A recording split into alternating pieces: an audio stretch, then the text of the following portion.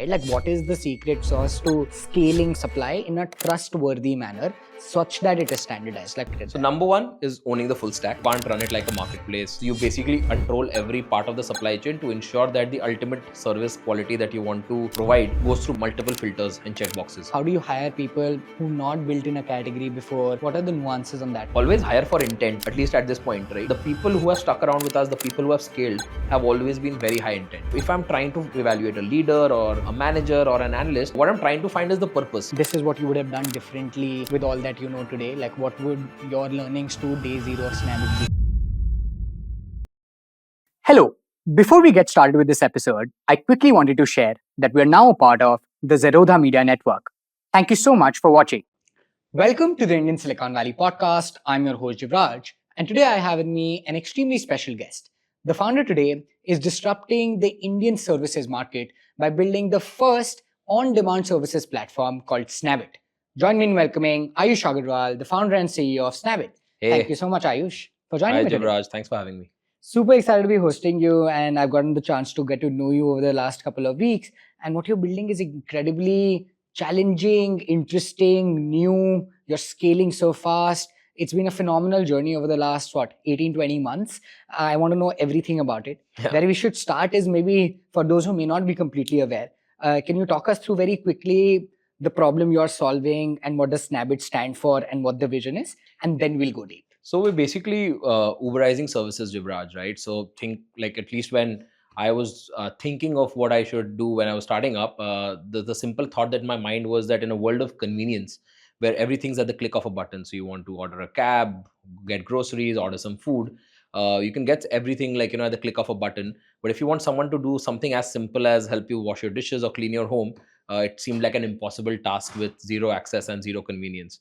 And that's the problem we're exactly solving. So we're basically democratizing high frequency services in the urban Indian landscape, making it as simple for you to get help at home, as simple as it is to probably order a pack of chips.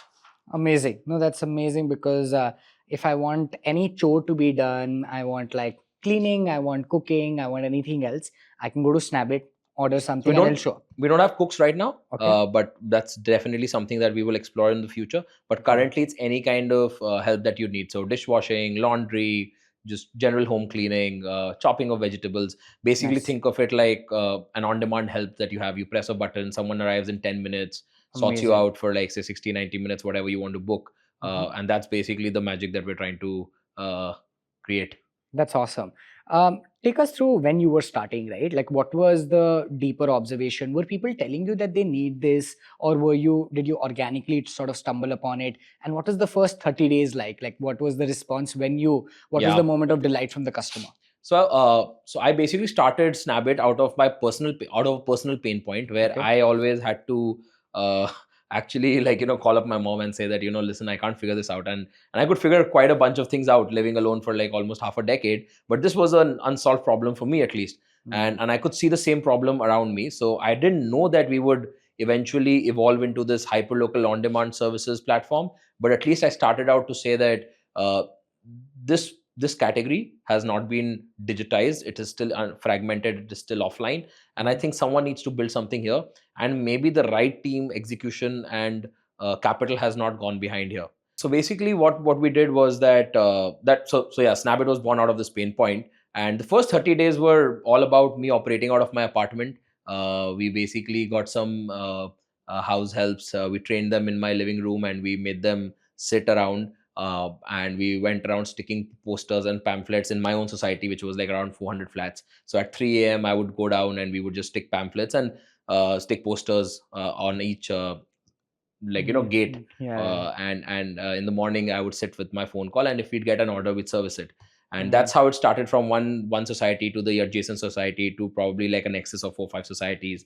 And that's when we started speaking to customers, understanding what was happening. The first 30 days was mostly about us launching everything, because you talk to the customer and the customer wants subscription, the customer wants on demand, everything, right? So we said that, okay, let's give the full stack. Let's do the full selection of services in this category. And very soon we realized at the end of 30 days that 2 things we realized. Number one was that subscriptions would not scale, because when you're dealing with a certain kind of workforce, absenteeism and attrition are naturally embedded uh, uh, functions, right? Correct. And you can't really circumvent them. But in subscriptions, the biggest delight is to make sure that the same person turns up every day, which is not something we could guarantee. And it was very clear that it worked when you were doing 100, 200 orders and you knew your customers on a first name basis. But when suddenly it's all like to be productized and you're thinking of a million orders a day, at that scale, this may break. And the second thing also was that the customer's propensity to pay when you're taking a subscription service is much lower. So for the same unit of service, a customer actually thought that a 120 rupee booking was actually expensive because it was a subscription use case. But a 180 rupee booking for the same unit of effort actually seemed very affordable for them. Because And they were paying that amount immediately. Immediately, it was solving for an urgent use case, whereas the other one was a more regular use case. So in order for us to build a viable, sustainable, profitable business, it was very clear that you had to go the on-demand route. And that's why, like at the end of 30 days, we basically shut down our subscription business and pivoted entirely to on-demand. That's amazing. I think very, very helpful. In this entire model, I think the basic question is that services is very difficult to pull off. So standardizing, trust, ensuring that suppliers of a certain quality, training them, all of that feels like a very tough model. That's on one side. And then there is the customer insight and the customer retention, etc. point of view. Why don't you break down like supply kaise chalti hai as business mein, right? Like what is the secret sauce to scaling supply in a trustworthy manner such that it is standardized? Like what is the secret So there? number one is owning the full stack. You can't run it like a marketplace. You can't run it by outsourcing different parts of your supply chain. So we source, screen, train, onboard, and manage all our experts in-house. Right? So you basically control every part of the supply chain to ensure that the ultimate service quality that you want to provide goes through multiple filters and checkboxes. So that's step number one. Step number two is the mix of having very clear operational SOPs and very, very scalable products from a tech standpoint that enable the entire supply chain to work. So for example, we have this process of early registration, which are for field recruiters. Our field recruiters, when they go out into such areas where you can actually source these experts and talk to them, they actually do a very quick early registration where they take the details. It is fed into a system, and there's an telecalling team that then will reach out and explain what exactly it means to join Snabbit and how their lives can change. When you enter our training center, you'll go through a very comprehensive screening process, an eKYC process, right? So we will take all details around your Aadhaar card details, your bank account. We'll try to understand whether you have the right intent and the right ability to do the kind of job we expect you to do, and all of this is productized. Then you go into a 3-day training curriculum, at the end of which you're then allocated a shift, you're allocated a micro market, and then you're sent to work. So this entire thing is a mix of operational excellence as well as really high quality tech and product stack.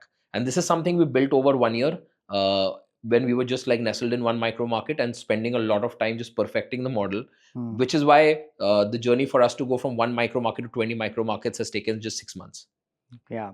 No, I think that strategy is also very unique and I want to double click on that. But maybe before we get there, can you break down the profile of the supply that you have today, right? Like how do you empower them to be respected in a meaningful manner? I also remember you mentioning some place that, these are not maids. You have to treat them with respect. You give them an identity. There's a certain uniform. Maybe talk to us about what that means, right? Like, because again, in the day-to-day conversation, we don't end up talking about such people in the workforce, but there are many of the kind. How have you because of the platform that you're building, made a significant change in their lives? What does that mean? So when I was starting Snabbit, I was very clear that I want to build something which was a win-win-win. We normally talk about our customers. We should, but we only talk about our customers. For me, it was very clear that there's a very important axis on which I need to also think, which was our experts. And when I was trying to at least build the viewpoint on Snabbit on what to do, I spoke to some 200 experts, and at that point I realized their pain points. So they had pain points around irregular pay, they had pain points around not getting enough leaves, they had pain points around the way in which people address them, or the way in which they felt. And when we were building Snabbit, we went around trying to do it by keeping those things in check. One of the most important things, as you spoke about, was empowering them. So if you look at, let me talk about our training program. One would think that our training program is highly technical and we try to explain services. Well, that just takes 30% of the time. 70% of the time that we spend in the training centers, our trainers actually focus on equipping them and educating them on how to use navigation tools, how to use the application. We actually explain to them the importance of being professional, how to groom themselves well. We also explain to them how to handle domestic abuse, how to take care of when they're on menstruation, when they're on their menstrual cycles.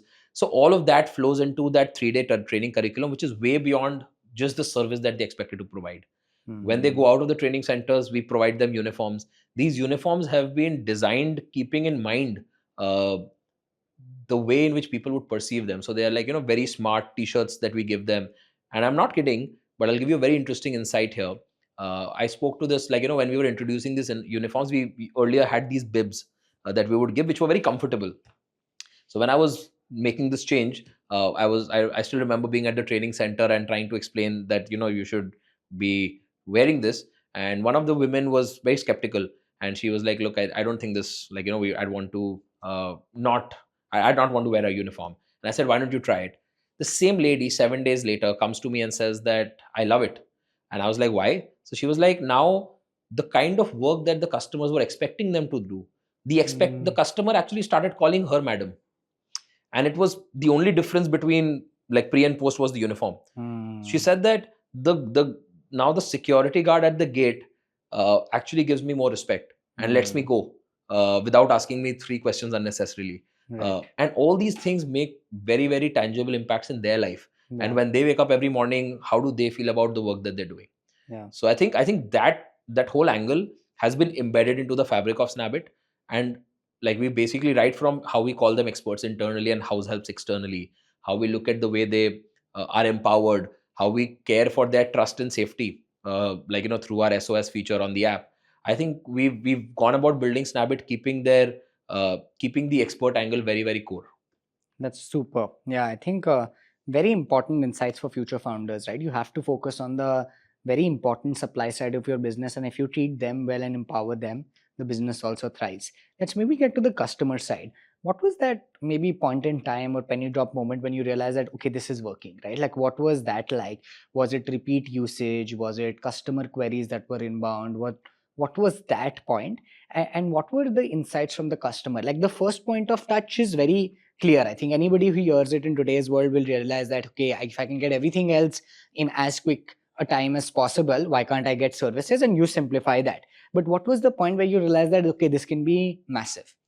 So I think it was not I would say there were multiple penny drop moments. Sure. Let me talk about a few of them. The first one, as I said, was when I was talking to this customer and she said that, your subscription rates are very expensive, but your on-demand rates are very cheap, even though my on-demand rates were 40% higher. And I said that, but why would you use it then? And she was like, my maid takes a lot of leaves and that time I'd love to use it. So we realized that the desperation when your help takes a day off, which is mostly unplanned and erratic, is very high, and no one's solving for it.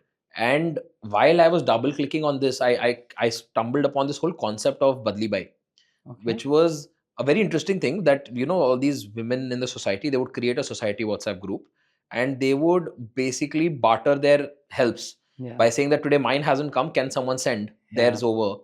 And then the person, like the customer or the resident who probably has a help will say that, okay, why don't you just do an extra hour after this and get some pocket change? Correct. And that was a concept that like completely blew me off. It was obviously not convenient because they had to go through this whole back and forth, but I said that if this became a single click offering, customers would love it. And that became our wedge.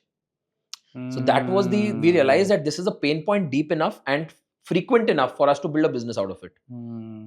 And that is the entry point, how you enter into the homes. And then customers get used to the convenience. So the next time they have a pile of laundry, or they have clothes to be unpacked, or their wardrobe to be cleaned, or their bathrooms to be cleaned, they know that Snabbit as a service is what they'll want to go for. So I think that was one penny drop moment. That's amazing. The second penny drop moment, I think one thing that really made us think that this would scale is when we launched the app and we started seeing more negative reviews on the app store around the fact that customers were really angry that we were not present in their area. So they said that, when are you going to land up in our neighborhood? And that made us feel that this is actually not Mumbai or a Powai specific pain point. It's actually a universal pain point. Yeah. Every household in every metro city, in every tier 2 city, every urban Indian household is actually looking for a solution to this problem. Yeah. And I think it was a bunch of these unique moments that happened through the course of last year, which finally gave us a lot of confidence that this is not just another startup. It's probably a massive consumer internet disruption, Hmm. because probably we're doing what Uber did with the mobility ecosystem, right? Yeah. We're not a 10-minute services model. That's not what we're building. We're basically digitizing and Uberizing home services to say that we'll now make sure that someone reaches your door in 5-7 minutes, 10 minutes, at the click of a button, almost as conveniently as your groceries or food or your cabs are reaching. It's Yeah. not solely playing on the access of time. It's basically taking an industry which has for decades operated offline, has remained opaque and inaccessible, and turning that into an extremely convenient model. Yeah. No, I love that. I think that taking a specific insight, building a use case around it, and then seeing organic demand come in is such a good learning for any founder who's looking to build. So thank you for sharing. Um, what is the further, maybe if you can walk us through a customer journey, right? Like this is how they will discover you, this is how they will then book you, this is how then they will use you. And how do you then think about that internally to create delight moments all across? Would be super interesting to hear if you can just walk us through the entire ambit. So I think the way we look at it is that we have some metrics. So Okay. what's really important? Let's try to understand how a consumer really thinks when they're trying to book a service. Sure. So it's basically availability, quality, speed, and price. That's Availability, the quality, speed, and price. AQSP, right? Okay. So number one, you need to always be available. Right. When they open the app, they should Right. always see a slot. Right. That's something that we obviously have not always been perfect at. We're still building excellence there, but by and large, that's something that mostly when you open our app, you'll find a slot. Correct. So that's priority number one. Yeah. Let's maybe role play. So I'm the customer. Monday, 8 a.m. I open Snabbit. I look for availability. Then I book. So you book, right? I book and somebody shows up in 10 minutes. I want to get my clothes laundered. Yes. Okay. So I think now the second thing is that for the time that you've booked, what's the quality of service that you're getting, which is a function of how well does she do it, what is the trust that you have, is she verified, does she is she someone that you'd want to let probably take care of your clothes and stuff like that. So every part of that experience, right from the grooming to the way in which the interaction happens, to the way in which the OTPs are probably exchanged, to the service quality, right? That entire thing, again, something we focus a lot on through repeated trainings. Sure. That's the second most important part that customers really want. Right. The third part is speed. Right. You have an office. You have to go to office. I want right? to leave by 9 You have to o'clock. leave by 9 o'clock. You figured out at 8 o'clock that shit, I don't Mm. have a shirt that Correct. that I want to wear. You cannot do anything. You can't send it out for laundry. You can't send it Correct. anywhere. Right. So the only model you have is probably A I'll book Snabbit, yeah, an correct. expert from Snabbit. So then we need to arrive in time. So being quick is the third most important thing.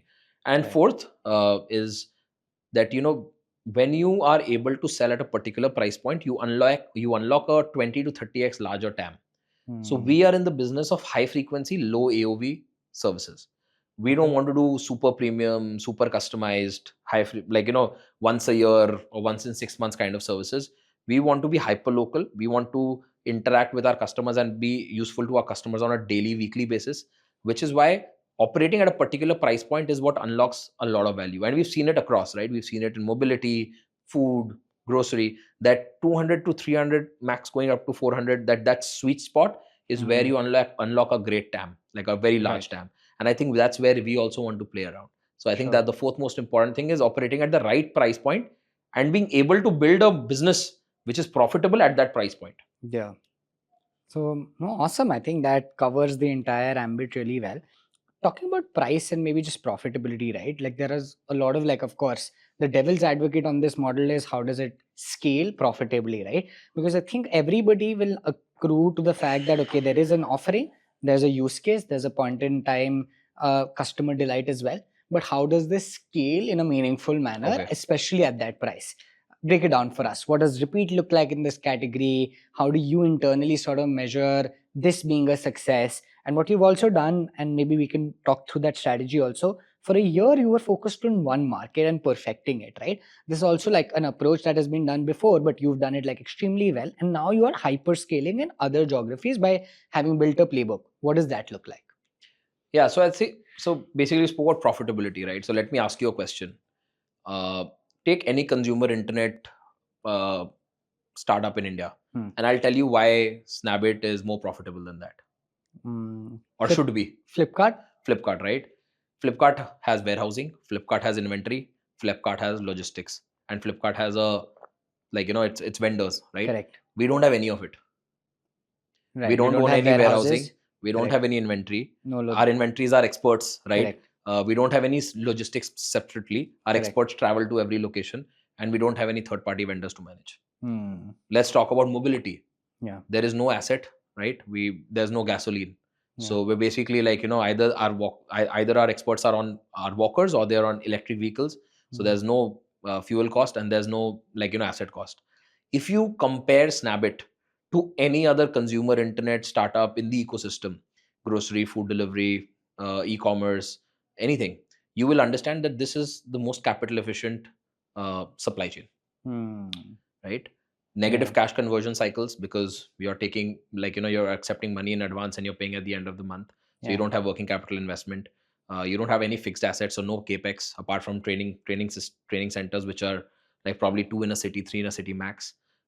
There's no warehousing, so it's basically a network within a micro market that you're activating. So you don't have any fixed hubs. You don't have any separate last mile as a cost. So the entire PNL is super lean and super simple, and breaking even and making meaningful profit in this business is not a challenge. Got it. All you need to do is you need to crack hyperlocal efficiency. Yeah. Which is how I'll basically try to answer the second question you had around what did I do for 1 year in Powai. So it was about, firstly, cracking the consumer acquisition playbook, right? From what copy works, what nudges work, which channel works, all of that, right? We went offline 100% because we were hyperlocal and digital did not work at that scale. We tried digital, it did not work. We went offline, that worked right really well. Strong word of mouth, strong referral network, and that's how we scaled, right? The whole absenteeism use case was used as a very strong communication tool to reinforce in every person's mind that the next time your maid or your help is absent, think of Snabbit. Right. And now that's looking like, that's the universal catchphrase every other startup in this area is like, in this sector is now hooking on to. So that was the deep insight, and then the focus on how do you acquire customers at scale. Similarly on the supply side, right? The entire sourcing playbook, screening playbook, training playbook, onboarding playbook, all of that. And then finally, now that you've acquired demand and supply, how do you actually match them in real time while having efficiency? Correct. So if you have 100 hours of supply and you are only able to generate 10 hours of demand, you will never make profit. Right. But if you're able to have 100 hours of supply in a way that you can actually service 70 hours of demand, then you're going to make immense profit. Like, it's a very, very, at 70% utilization, this model makes so much sense. So it was all about cracking that efficiency, and that's what we kept working on. And we did multiple very, very small things to actually get there. And those are now embedded into the tech stack that we have. Those are embedded into the SOPs that we have. And that's why we are confident of not just being able to scale very, very quickly. While we are scaling, we're also turning our older micro markets profitable, which is not something that startups at our age and vintage actually think about. Right. No, that's amazing. I think my biggest takeaway is the fact that you don't have like warehousing cost, and the bulk of the cost for most other such consumer internet players is the fact that they have to set up real assets, right? Which is this warehousing, which is really costly, and that's why throughputs have to be high, and then payback has to be high, and you have to constrict timelines. But this is super interesting. What are the most common use cases today for Snabbit users? How does this evolve in the future? What is the learning on the customer side from a utilization and just use case lens, right? Like absenteeism is one, but what are other such use cases that customers are using you for? So we're seeing, so like there's one entry point, which is absenteeism. There is a point that this whole entry point kind of snowballs into, which is weekend cleaning, guest assistance, and at times just saying that I need my wardrobe cleaned, or any infrequent activity. So for anything that is daily, you have a regular help. For anything that's infrequent, you cannot have regular supply, right? So you substitute anything which is infrequent with on demand supply, which is Snabbit. So that's the second use case. The third use case, which we're seeing early, green shoots of, is a behavior shift, where customers want to now be very productive with their time. So I'll either work, or I'll either rest, or spend time with my family. So I like the same thing that a customer would actually invest his or her time in doing Is now 5 years back, outsourcing is now outsourcing it to Snabbit. to Snabbit, right? And that's, I think, the India growth story, where people are being more productive with their time, and they're happy to pay a small price, which is why I said price needs to be in that sweet spot, Right. to say that, I basically want to unpack my suitcase, and I'm a frequent traveler, and I don't want to do it. Yeah. I don't think it's the best use of my time, so I'll just book someone who can come in and help me out. Yeah. Well, that's super interesting. I can like relate completely, right? As a user, I mean, on a Sunday, I don't want to like end up cleaning, or like have my sister Yeah. clean her wardrobe. Instead, like outsource it and utilize that time for yourself, because in the Exactly. midst of work, like you don't want to like spend your holiday doing house chores. And if you can in an affordable way, Yes. really outsource it, why not? And honestly, what I love is that 1.5 years back, when I was like a bachelor living out of a 1 BHK in Powai, there was no one solving for it, and I so needed it. Yes, this is very, very interesting. From a repeat lens, does the same user, are these infrequent use cases enough to govern enough repeat over a period of time? What is that trend line like? Do you have any like benchmark numbers, or like this is the aim that you're going for with the same user? So I'll tell you about Powai, right? Powai was our oldest micro market. We're roughly around 15, 16 months old over there. And 1 in 3 households have used Snabbit at least once. So that's the penetration level that we've already That's achieved. incredible. Okay. And that is accelerating. So we're Hmm. not seeing any signs of slowdown in customer acquisition. Okay. So in terms of penetration and the number of users in a micro market who actually want the service, I think we're seeing very encouraging numbers. The repeat and the retention and frequency is also incredibly strong. So an average customer transacts with us at least 3 times in a month, right? Oh, wow. So like absenteeism alone is a 2 to 4x use case, 2 to 4x per month Right. use case, right? And then you latch on everything else, and we're just getting started. So there's like so much more that we need to build and execute on. But even right now, we're seeing very strong tailwinds when it comes to very basic customer metrics on acquisition, retention, and frequency. Yeah, because I'm guessing word of mouth also kicks in with sort of scale, etc. Yes. So I mean, retention, like acquisition numbers might go down. Acquis- Cost of acquisition. Cost of acquisition. Yeah, I was like, this is some different math. No. This is super helpful. Maybe the only last thing on the customer bit, have you seen any commonalities? Is it like a nuclear family? Is it like singles? What is the commonality across the profile of customer that's using you the most? I think commonality. So everyone's using us. Okay. The reasons are different. Hmm. For the bachelor, it's all about convenience. For the bachelor, it's like, I don't want to be woken up on a Sunday by my maid at 8 a.m. Okay. I don't want my fan to be switched off at 9 a.m. when I'm sleeping. So let me wake up and let me just book an expert when I have time. And I don't need it every day. That's the bachelors. That's the behavior we're seeing. For couples and mothers, it's like they have so many things where they need help. Especially absenteeism is a big pain point, right? Because they already have so much in their plate. So for mothers, we realize that the whole backup supply is the biggest predominant use case. But so the patterns are different, but there is a very relevant use case they have for each category. For larger families where you probably have full-time helps, we actually stumbled on something very interesting where the help also needs help. They end up living in 3-4 BHK houses, and they have a full-time help, and the full-time help alone cannot take care of everything. So they actually book Snabbit for their help to get some assistance on days when they have guests over, on when there's like a lot of cleaning happening. So there are different frequencies, different patterns, different durations being booked. For example, the bachelor's use case is more weekday, less weekend. The family's use case is more weekend, less weekday. Very different and very interesting patterns that emerge from different customer cohorts. But the good part is that there is a universal need for this. Yeah. The patterns could be different, frequency could be different, but at some point in time, Everybody every needs it. customer needs it. That's super interesting. I think this is like a masterclass in how India consumes services. So very, very interesting observations. Thank you for sharing.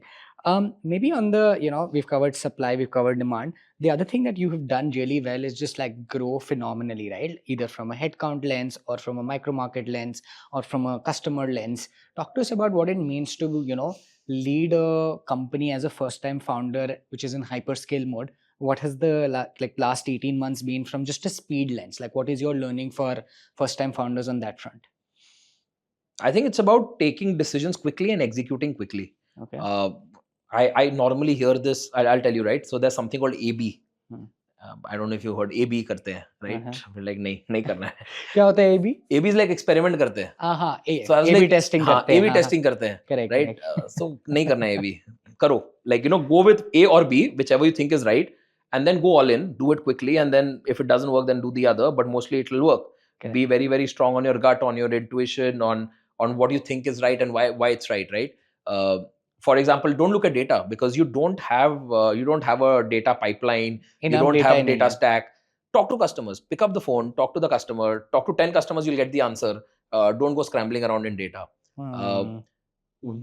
There are such simple hacks, I would say, right? Discussing versus doing. Don't discuss too much, just do it. It's fine. We'll make mistakes, we'll fail, we'll get up and we'll learn and we'll go ahead. The amount of mistakes we've made in the last 1 year have been far more than the amount of successes we had. But I think the one thing we kept doing is just iterate very quickly. We don't look at we don't use PowerPoint at Snabbit, right? It's nothing. Like we only use Excel sheets. Very small atomic habits, at least, that I've over time realized really start compounding, and you can execute quicker, and you build a team around those habits.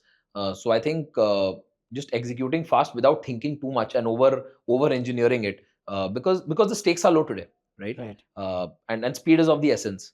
I think that's basically been the way in which we are operating. I love that. I think across the brief founders that I've invested in also, like urgent founders who are just executing all the time always win. And I think that's what I'm hearing. This is the anti-MBA. This is everything you're not taught in an MBA, because real life is very different. Sorry. And these are real life situations where you need to act like for example, that pivot from subscription to on demand was one customer conversation. And it was like a light bulb moment to say that, okay, this doesn't work. For example, there was a customer, right? And I had this thing where I would keep my most difficult customers very close. I would personally talk to them. Nice. And there was this lady who was constantly booking us. We used to do task-based pricing. And she was very smart, right? So what she would say is that, I need ABCD. And then the person is gone for 3 hours. So we're like, what happened? And then she was like, "Arey, but we're getting it done." So I realized there's no way to quantify. If it's dishwashing, how many dishes are you washing cannot be quantified, right? Correct, so we said that what is an objective metric? Time.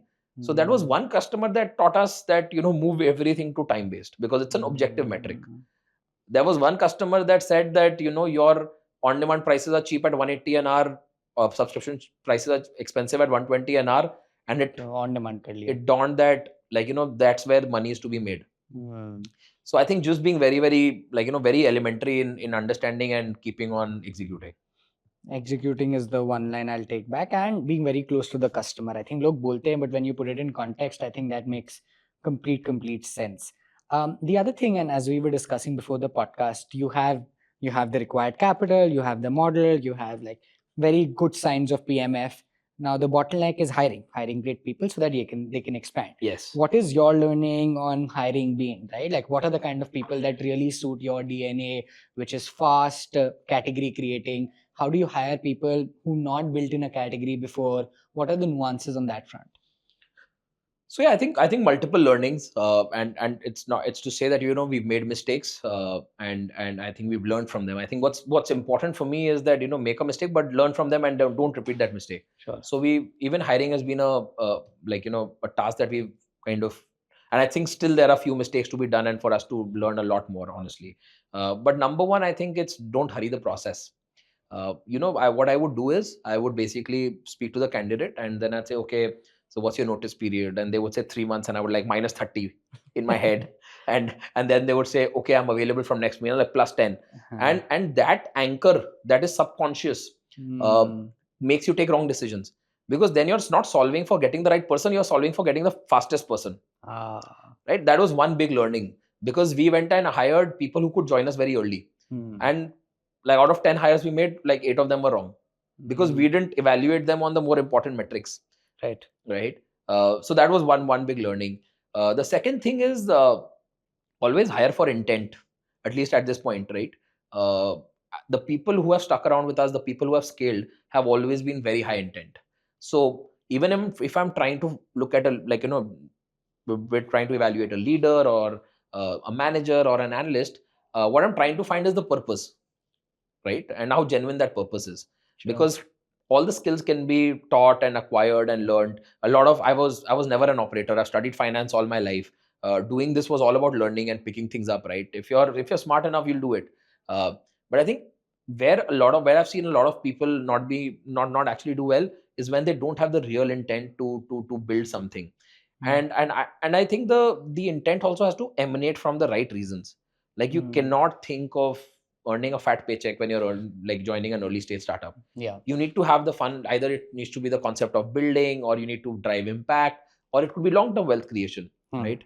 But basically, the second thing that I've at least tried to solve for is, get people who are in it for the right reasons, or who will join you for the right reasons. And I think the third thing, at least, and this is core to leadership, is that, like, we basically do very deep ref checks, like very deep ref checks. And it's not to say that, ref checks always come out well, but you, like, you almost try to live what that person has gone through over the next last 4 5 years. And that has given us a very very good insights and very very clear signs. Well, this is super insightful. Why don't we take a dial back and maybe also understand ki when you were starting, because the space was unproven, it was very category creating, there must have been enough questions. What was the conviction factor for people who joined, and how you discovering talent then? So maybe talk to us about the first 20 people who joined, right? This is like the pre-funding buzz, etc. Right? Like now, okay, people can say that you have like some sort of PMF, you scaled, etc. Right? But tab kya tha? At that point, I think 2 3 things work. Number one is founder conviction. I think what a lot of my founding engineers, uh, early operators, all what they looked for was some sort of conviction in me, that is the founder really making sense in what he's saying, or is this just another time pass thing? What they were actually evaluating me on was on my past work. So what have I done before this? And I spent 2 years in Zepto, so that really helped, because I'd been in the trenches in a very very fast and, like, rapidly scaling environment. And the third very important thing was the investors. So we were privileged to have Nexus Venture Partners write us a check just 30 days out after I incorporated the company. So a lot of those early bets were made by people saying that if Nexus is writing them a check, so something must be kuch to hoga. So let's take that bet. So I think honestly, those first 20 important hires were I was selling them primarily on the fact that, look, I've built this in the past, I've done ABCD. Look at Nexus, and they've taken these bets. They've invested in Rapido, they've invested in Nexus, and then us. So sorry, they've invested in Rapido, they've invested in Zepto, and then Snabbit. So just look at the track record, get them excited about these things, because you honestly don't have anything more to sell. So yourself and the other signals. Very cool. Talking about investors, I think you have a phenomenal cap table, right? Like a cap table that most founders would love to have and would crave. And you've also raised capital rapidly in a space that is again heating up. Talk to us about how that journey is played out, right? Like again, as a first-time founder, raising capital for the first time, scaling rapidly. What is the role of capital, the right partners? How do you get them on board? Like, what are the learnings on that front? So I think quality of capital is more important than quantity of capital. Very very clear to me, right? Valuations don't matter as much as, like, people expect them to. They obviously do at some point. I'll tell you how our process went, right? So I basically, my last day in Zepto was on Friday, of like some Friday. On Monday, I was on on a WhatsApp group with the founder of Nexus, and I had my IC meeting 3 days later. That didn't go well, apparently. And then the next 30 days, we basically kept talking, and they kept thought partnering with us, figuring things out. what happened over the next 30 days is they kept nudging us to, like, they kept nudging me to say that, do this, do that. uh, but we built conviction and we built comfort, and then they said that, okay, let's do this. So what I realized is that you need investors who have conviction in what you're building, who understand what you're building, who have a track record of making bets in a similar space and that actually turning out well. So Nexus, for example, came in through that. Elevation Capital, which eventually raised led our Series A round. We were in touch with them from since February, and we kept updating them about how we're doing. There were times we were figuring things out, and I was very honest to them to say that, look, I don't know if this is working, and we're doing these 5 experiments. I'll come back in a couple of months and tell you. And just being super candid. After Diwali, so basically till Diwali, between Ganesh Chaturthi and Diwali, there's a festive barrage, right? So I was unclear whether it's festive demand or it's organic demand. But after Diwali, I saw that demand kept picking up, and I went back to my team, and they were like, "Oh, there's Lakshmi Puja." I was like, "Okay, fine, let's wait for another hour, another week." And then finally, I was like, "No festivals." They're like, "No festivals." I was like, "Demand still picking up." That's when I realized that this You're is ready. working, right? This is actually not some spike because of a, because of some event. This is actually working. I called them up and I said that, I think we'll raise now. So and we closed the round in 72 hours. Like, we basically just, because they had already built some conviction and comfort around what we were doing, And they already knew you for a while. Similar was the round with Lightspeed. Like, I basically was interacting with through and through. We also have, like, I personally know which investors I would want to actually, I would love to get, like, their participation in building Snabbit. And I maintain a very close contact. I keep updating them. And then when I think that, it's the right time for us to raise, that's when we initiate a conversation, and things move very quickly. Like, the Series B 19 million round closed from us deciding us deciding to launch the round to the term sheet was a 4-day process. Oh, wow. So it was a crazy 4 days, but it was just a 4-day process. Right. And I think people, when you're executing well, and when your business is doing well, I think these things fall in place. I would love to spend 95% of my time on just building Snabbit, and probably 5% of my time elsewhere. And I would not want to be one of those founders who's, like, mostly fundraising. uh, because I think that if you're executing well, you don't have to do much convincing. You just have the same reports that you share, and you're engaging with, like, really high quality folks. So they'll end up, like, obviously, following through. Yeah. I think that's my broad strategy. Just focus on executing well, uh, and keep like, go for quality over Quantity. who's giving you what the best valuation. Yeah, no, that's amazing to hear. I think the key again there is like good businesses and good execution will always attract capital. You can then choose who the partner should be, but build a great business. That's the key. Yes. No, this is amazing. I think we've covered a lot of ground. What are things that you have faced, not as challenges, but discovered about you through the journey? I mean, because entrepreneurship is difficult. This is a category creating play. Many things are new for the first time that you're doing. What were things that you didn't expect but have showed up and then you've tackled them? If you don't look back at your 1 year previous self and think that you were an idiot back then you're not growing in life. So so I think that's, like, one framework that I have, that, look back at who you were a year back and say, oh my god, I was such an idiot. Yeah. Which means that, you've grown. And I think that's like, kind of encapsulates the journey that at least I've personally had. um, I think it's been a journey of a lifetime. I feel genuinely privileged to be doing what I'm doing. um, when I graduated out of my college, which is IMT Ghaziabad, uh, I was in Bangalore. I was doing a back office role. I was literally pressing. I was in a French investment bank where I was just pressing some buttons which had French written on it. If someone told me at that point of time that I would be probably in this position to create a category for urban India, like, I that's something I couldn't even dream of. So I think that journey is something that's been extremely gratifying. And while there are obviously, and everyone talks about challenges of being an entrepreneur, a solo founder, things like that, I would actually take a moment to pause and say that it's just extremely gratifying to be able to build this for so many households. And I think all the challenges that come along with it are part of the, like, that package, right? And that's a choice we've taken. But it's obviously made us very resilient. It's made us extremely, I would say, we can deal with a lot of issues now, which we didn't know how to solve for. And I think that's what entrepreneurship teaches you. So for me, it's been a very I would not call it a fun ride, a very challenging ride, but one that I thoroughly enjoyed. Like I wouldn't have it any other way. Sure. And I think that's the perception people should have inside out towards entrepreneurship. That I'm enjoying this ride. Yeah. No, it completely shows, and it's amazing the value you're creating. So that's lovely to hear. I mean, you put it very articulately. In terms of just like, on the personal side, like, I mean, as a leader, what are the, growth spectrums for you? Like, is there any reflection to, okay, this is what you would have done differently with all that you know today? Like, what would your learnings to day zero of Snabbit be? Yeah, like obviously, as I said, like I was an idiot back then, so I would do a bunch of things differently, and a lot of things that I'm probably and let's catch up again after a year and let me again say that to you. Yeah. But I think I would hire better for sure. Okay. I would like in a lot of places, as I said, we got it right. But for places where I got it wrong, I would probably just hire better and be more patient.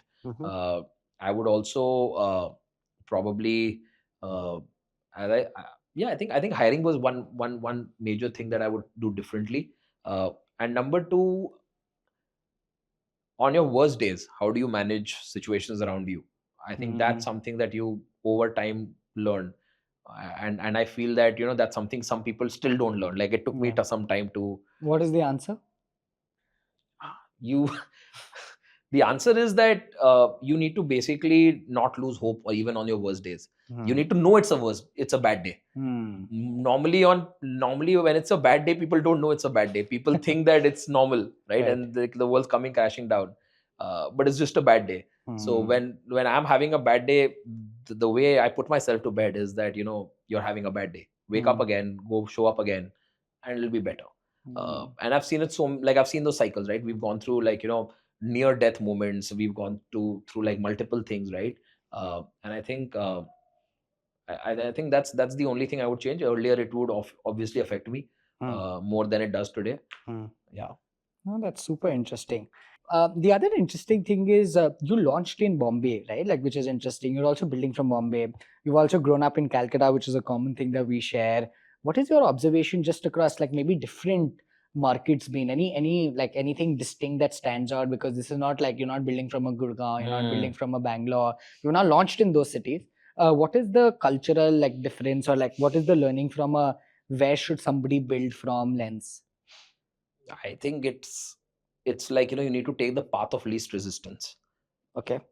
And since you were in Bombay, you decided Yes, नहीं पे basically, करना चाहिए, वो आता है, now let's कर play लेते it हैं. out, right? So I said, right, Friday was my last day. Monday I had a one-seater space in another co-working space, and I got to work. Nice. Now let's play it out to say that let's build from Bangalore. So you you'll have will to first give your move. landlord a notice, then you will move, and then you look for a house, then you'll pay a deposit, you'll get the furniture in, then you'll get a small office, and then you'll hire a team, and then all of that is going to happen, and it's going to take 3 months, and on 3 months you're on day zero. So you spend 3 months of your life after deciding to start up, actually not executing, but moving cities. Why? Because maybe Bangalore is the better place to build from. I don't know. So I just feel that start wherever you can, as long as there is a market to start. Start there. So that's Nice. in my very simple assessment. Path of least resistance and action. That's what I'm going Execution. to take back. Yeah. Yes.